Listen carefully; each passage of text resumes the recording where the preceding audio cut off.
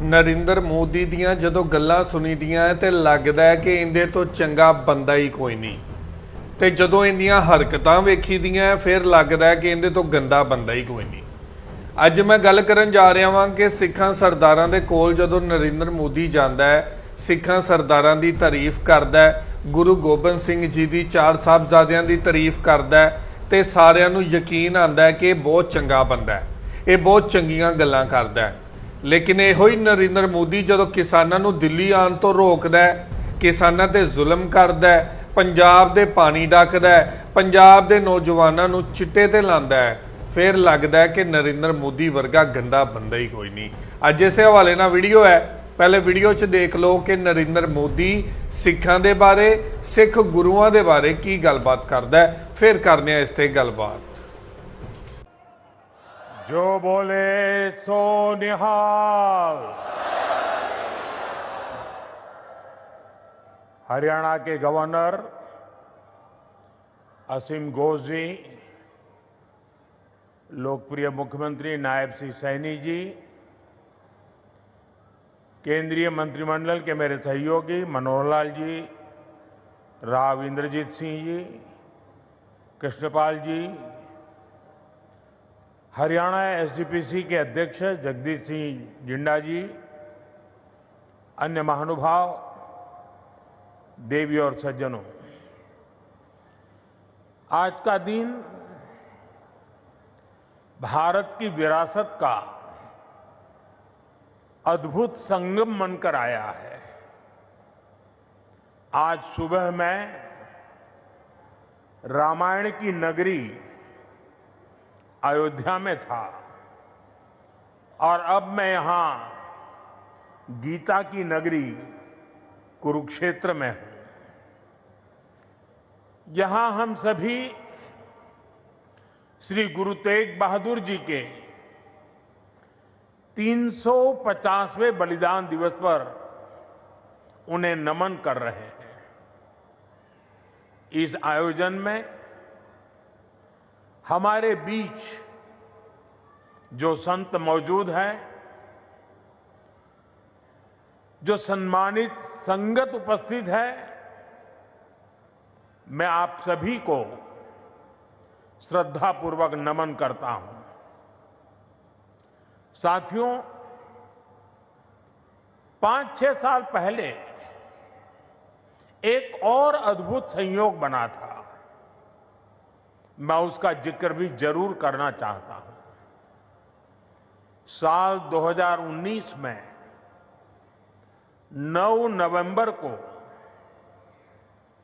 जब राम मंदिर पर सर्वोच्च न्यायालय का निर्णय आया था, तो उस दिन मैं करतारपुर कॉरिडोर के उद्घाटन के लिए डेरा बाबा नानक में था। मैं यही प्रार्थना कर रहा था कि राम मंदिर निर्माण का मार्ग प्रशस्त हो, करोड़ों राम भक्तों की आकांक्षा पूरी हो। और हम सभी की प्रार्थना पूरी हुई। उसी दिन राम मंदिर के पक्ष में निर्णय आया। अब आज अयोध्या में जब धर्म ध्वजा की स्थापना हुई है, तो फिर मुझे सिख संगत से आशीर्वाद लेने का मौका मिला है। साथियों, अभी कुछ देर पहले कुरुक्षेत्र की भूमि पर पांचजन्य स्मारक का लोकार्पण भी हुआ है। कुरुक्षेत्र की इसी धरती पर खड़े होकर भगवान श्री कृष्ण ने सत्य और न्याय की रक्षा के उसे सबसे बड़ा धर्म बताया था। उन्होंने कहा था, स्वधर्मे निधनम श्रेय, अर्थात सत्य के मार्ग पर अपने धर्म के लिए प्राण देना भी श्रेष्ठ है। श्री गुरु तेग बहादुर जी ने भी सत्य, न्याय और आस्था की रक्षा को अपना धर्म माना और इस धर्म की रक्षा उन्होंने अपने प्राण देकर की। इस ऐतिहासिक अवसर पर भारत सरकार ने श्री गुरु तेग बहादुर जी के चरणों में एक स्मृति डाक टिकट और विशेष सिक्का भी समर्पित करने का सौभाग्य पाया है। मेरा कामना है हमारी सरकार गुरु परंपरा की इसी तरह निरंतर सेवा करती रहे। साथियों, कुरुक्षेत्र की यह पवित्र भूमि सिख परंपरा का एक महत्वपूर्ण केंद्र है। इस भूमि का सौभाग्य देखिए, सिख परंपरा के लगभग सभी गुरु अपनी पावन यात्रा के दौरान यहां आए। जब 9वीं पातशाही श्री गुरु तेग बहादुर जी इस पवित्र भूमि पर पधारे तो उन्होंने यहां अपने गहन तप और निर्भीक साहस की छाप छोड़ी थी। साथियों, श्री गुरु तेग बहादुर जी जैसे व्यक्तित्व इतिहास में विरले ही होते हैं। उनका जीवन, उनका त्याग, उनका चरित्र बहुत बड़ी प्रेरणा है। मुगल आक्रांताओं के उस काल में गुरु साहब ने वीरता का आदर्श स्थापित किया। हम सब जानते हैं कि श्री गुरु तेग बहादुर जी के शहीद होने से पहले क्या हुआ था। मुगल आक्रांताओं के उस काल में कश्मीरी हिंदुओं को जबरन धर्मांतरण किया जा रहा था। इस संकट के बीच पीड़ितों के एक दल ने गुरु साहब से सहयोग मांगा। तब से गुरु साहब ने उन पीड़ितों को जवाब दिया था कि आप सब औरंगजेब को साफ साफ कह दें, यदि श्री गुरु तेग बहादुर इस्लाम स्वीकार कर लें तो हम सब इस्लाम धर्म अपना लेंगे। साथियों, इन वाक्यों में श्री गुरु तेग बहादुर जी की निडरता, उसकी पराकाष्ठा थी। इसके बाद जिसकी आशंका थी वही हुआ। उस क्रूर औरंगजेब ने गुरु साहिब को बंदी बनाने का आदेश दिया, लेकिन गुरु साहब ने खुद दिल्ली जाने की घोषणा कर दी। मुगल शासकों ने उन्हें प्रलोभन भी दिए, लेकिन श्री गुरु तेग बहादुर अड़िग रहे। उन्होंने धर्म और सिद्धांतों से समझौता नहीं किया और इसलिए उनका मन तोड़ने के लिए गुरु साहब को पथ से डिगाने के लिए उनके सामने उनके 3 साथियों, भाई दयाला जी, भाई सतीदास जी, भाई मतीदास जी की निर्ममता से हत्या की गई। लेकिन गुरु साहब अटल रहे, उनका संकल्प अटल रहा। उन्होंने धर्म का रास्ता नहीं छोड़ा। तब की अवस्था में गुरु साहब ने अपना शीश धर्म की रक्षा को समर्पित कर दिया। साथियों, मुगल इतने पर ही नहीं रुके थे। उन्होंने गुरु महाराज के शीश को अपमानित करने का भी प्रयास किया, लेकिन भाई जेता जी ने अपने पराक्रम के बल पर उनके शीश को आनंदपुर साहब पहुंचाया। इसलिए ही श्री गुरु गोविंद सिंह जी ने लिखा है, तिलक जंजू राखा प्रभता का, तेग बहादुर सी क्रिया करीन किनु आन। इसका अर्थ था कि धर्म का तिलक सुरक्षित रहे, लोगों की आस्था पर अत्याचार न हो, इसके लिए गुरु साहिब ने सब कुछ न्यौछावर कर दिया। साथियों, आज गुरु साहब की इसी बलिदान भूमि के रूप में आज दिल्ली का शीशगंज गुरुद्वारा हमारी प्रेरणा का एक जीवन स्थल बनकर खड़ा है। आनंदपुर साहब का तीर्थ हमारी राष्ट्रीय चेतना की शक्ति भूमि है और आज हिंदुस्तान का जो स्वरूप शेष है उसमें गुरु साहब जैसे युग पुरुषों का त्याग और समर्पण समाहित है। और इसी त्याग के कारण श्री गुरु तेग बहादुर साहब को हिंद दी चादर कहकर पूजा जाता है। साथियों, हमारे गुरुओं की परंपरा हमारे राष्ट्र के चरित्र, हमारी संस्कृति और हमारी मूल भावना का आधार है। और मुझे संतोष है कि पिछले 11 वर्षों में हमारी सरकार ने इस पावन परंपराओं को, सिख परंपरा के हर उत्सव को राष्ट्रीय उत्सव के रूप में भी स्थापित किया है। हमारी सरकार को श्री गुरु नानक देव जी के 550वें प्रकाश पर्व पर, श्री गुरु तेग बहादुर साहब जी के 400वें प्रकाश पर्व और श्री गुरु गोविंद सिंह जी के 350वें प्रकाश पर्व को भारत की एकता और अखंडता के उत्सव के रूप में मनाने का अवसर मिला।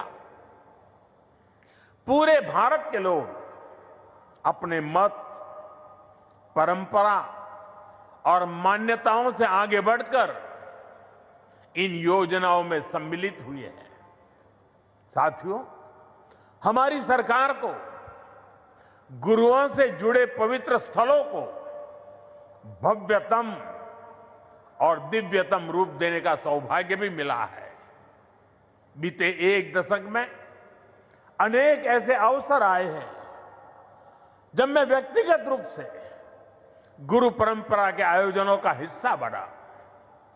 कुछ समय पहले जब अफगानिस्तान से गुरु ग्रंथ साहब के 3 मूल स्वरूप भारत आए थे तो यह हर देशवासी के लिए गौरव का क्षण बना था।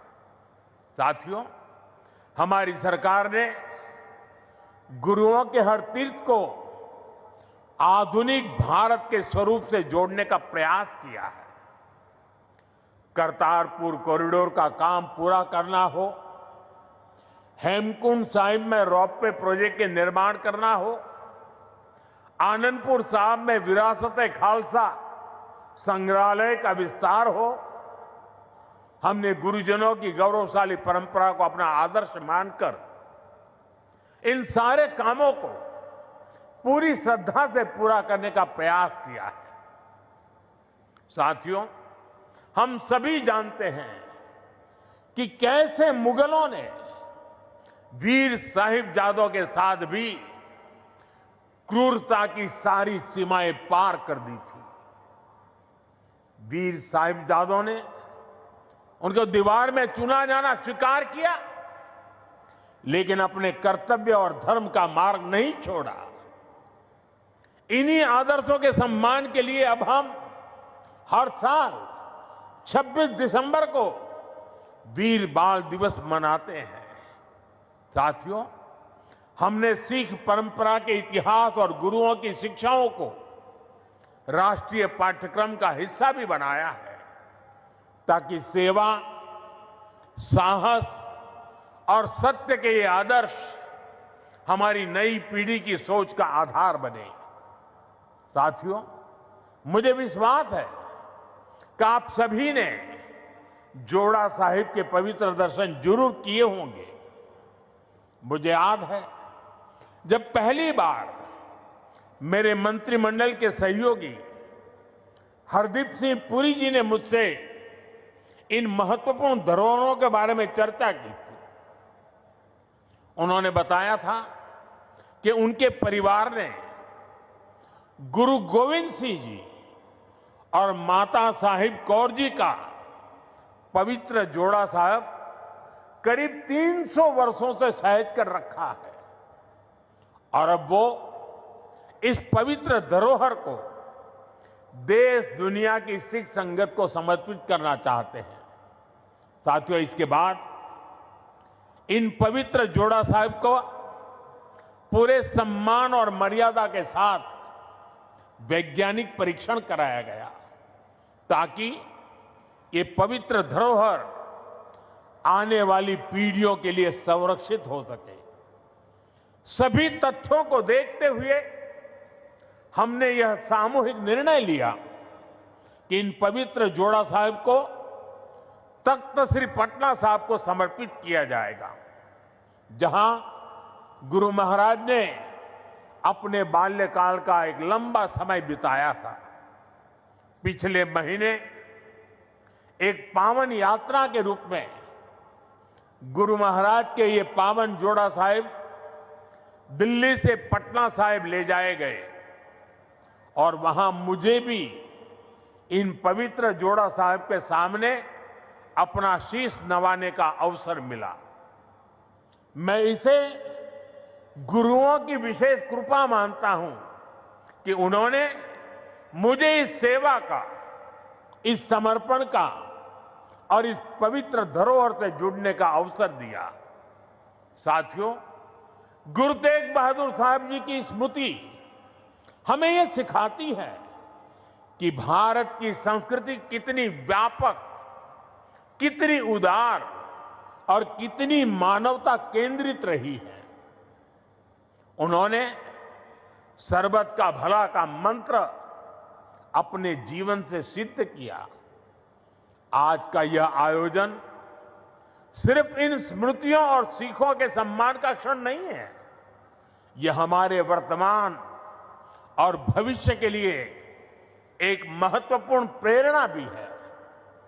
गुरु साहब ने सिखाया है, जो नर दुख में दुख नहीं माने सो ही पूर्ण ज्ञानी, यानी जो विपरीत परिस्थितियों में भी अड़िग रहता है वही सच्चा ज्ञानी है, वही सच्चा साधक है।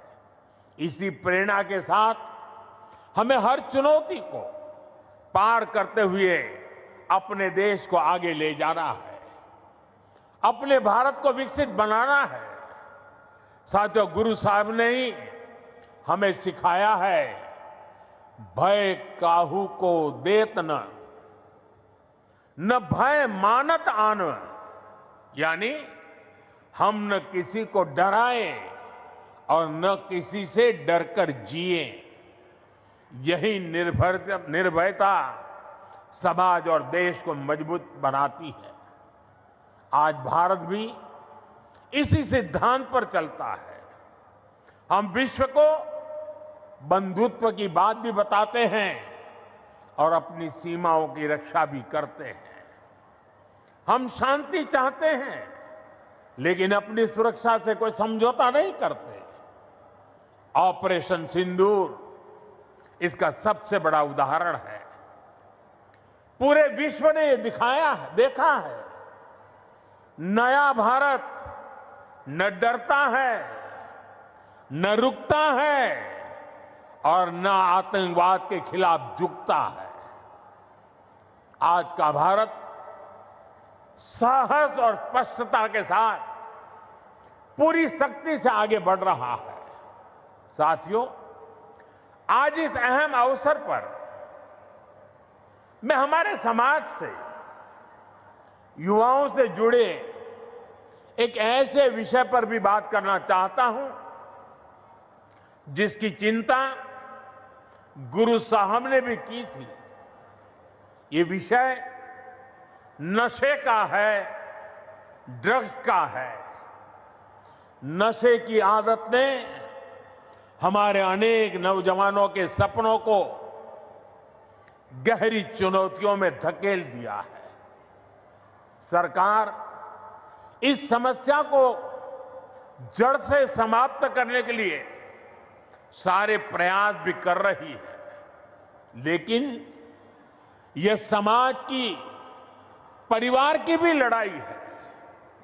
और ऐसे समय में श्री गुरु तेग बहादुर साहब की शिक्षा हमारे लिए प्रेरणा भी है और समाधान भी है। हम सब जानते हैं कि जब गुरु साहब ने आनंदपुर साहब से अपनी यात्रा प्रारंभ की तो उन्होंने अनेकों गांवों में संगत को अपने साथ जोड़ा।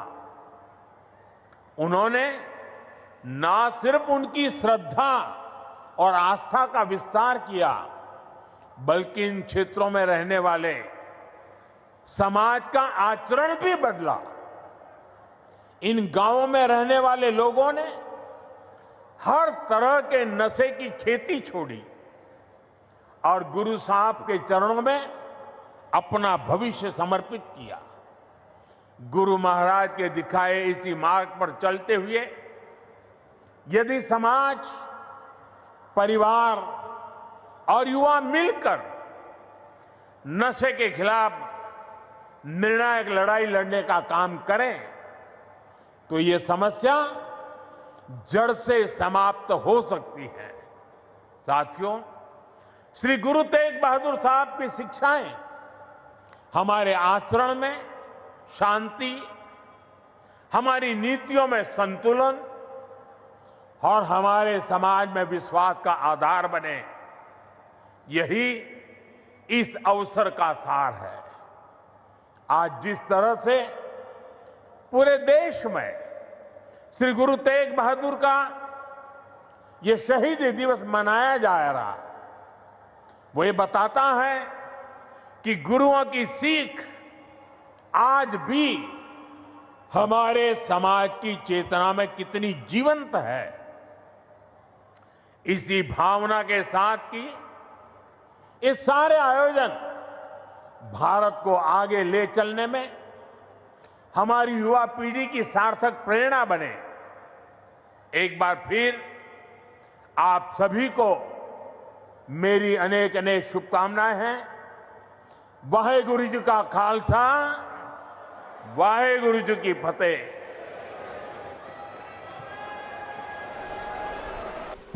ਤੇ ਐ ਸੀ ਜੀ ਅੱਜ ਦੀ ਵੀਡੀਓ। ਤੁਸੀਂ ਦੇਖਿਆ ਕਿ ਨਰਿੰਦਰ ਮੋਦੀ ਜਦੋਂ ਸਿੱਖਾਂ ਦੇ ਸਾਹਮਣੇ ਆ ਕੇ ਭਾਸ਼ਣ ਦਿੰਦਾ ਹੈ, ਬਹੁਤ ਵੱਡੀਆਂ ਵੱਡੀਆਂ ਗੱਲਾਂ ਕਰਦਾ ਹੈ। ਉਹਦਾ ਕਹਿਣਾ ਹੈ ਕਿ ਜਦੋਂ ਕਰਤਾਰਪੁਰ ਵਾਲਾ ਲਾਂਘਾ ਖੁੱਲਿਆ ਤੇ ਮੈਂ ਅਰਦਾਸ ਕੀਤੀ ਸੀ ਕਿ ਰਾਮ ਮੰਦਿਰ ਬਣ ਜਾਏ ਤੇ ਉਹ ਮੇਰੀ ਅਰਦਾਸ ਪੂਰੀ ਹੋਈ ਤੇ ਰਾਮ ਮੰਦਿਰ ਬਣ ਗਿਆ। ਉਹਦਾ ਕਹਿਣਾ ਹੈ ਕਿ ਮੈਂ ਵੀ ਸਿੱਖ ਗੁਰੂਆਂ ਅੱਗੇ ਅਰਦਾਸਾਂ ਕਰਨਾ ਵਾ। लेकिन एक पासे देखिए तो सिखां दी तारीफ की जा रही है, सिख गुरुआं दी तारीफ की जा रही है। ये ही नरेंद्र मोदी है जिहड़ा सिख कौम नूं दिल्ली तक आउण तों रोकदा है, जिहड़ा पंजाब दे किसानां दे नाल दुश्मनी पालदा है। ये वो नरेंद्र मोदी है जिहड़ा पंजाब दे नौजवानां नूं चिट्टे ते लांदा है। ये ही नरेंद्र मोदी है जिहड़ा पंजाब दे विचों बंदी सिंह बना के उन्हां नूं जेलां च बंद कीता है। भाई अमृतपाल सिंह नूं फड़ के जेल च बंद कीता है। कैनेडा दे विच, अमरीका दे विच खालिस्तान मंगण वालियां नूं टारगेट कीता। पंजाब दे विच पंजाब दी लीडरशिप नूं खत्म कीता। पंजाब दे लोगां नूं तां नशे ते लाया कि इन्हां दे विच कोई खड़कू सिंह पैदा ना हो सके, इन्हां दे विच कोई संत जरनैल सिंह वर्गा शेर दिल पैदा ना हो सके। तुसी अंदाज़ा लगाओ कि एक पासे ते सिखां दी तारीफ करदा है, कुछ सिख कहंदे ने कि नरेंद्र मोदी वर्गा बंदा ही कोई नहीं, नरेंद्र मोदी बड़ा चंगा बंदा है। लेकिन दूजे पासे ये जदों पंजाब ते जुल्म करदा है, पंजाब दे पानी रोकदा है, पंजाब दी तरक्की दे विच रुकावट बनदा है, ते कुछ सरदार कहंदे ने कि नरेंद्र मोदी बड़ा गंदा बंदा है। ਤੁਹਾਨੂੰ ਕੀ ਲੱਗਦਾ ਹੈ, ਨਰਿੰਦਰ ਮੋਦੀ ਪੰਜਾਬ ਦੇ ਹੱਕ 'ਚ ਚੰਗਾ ਬੰਦਾ ਹੈ ਜਾਂ ਮਾੜਾ ਬੰਦਾ ਹੈ? ਤੁਸੀਂ ਵੀ ਕਮੈਂਟ ਕਰਕੇ ਜ਼ਰੂਰ ਦੱਸਿਆ ਜੇ। ਬਹੁਤ ਸ਼ੁਕਰੀਆ।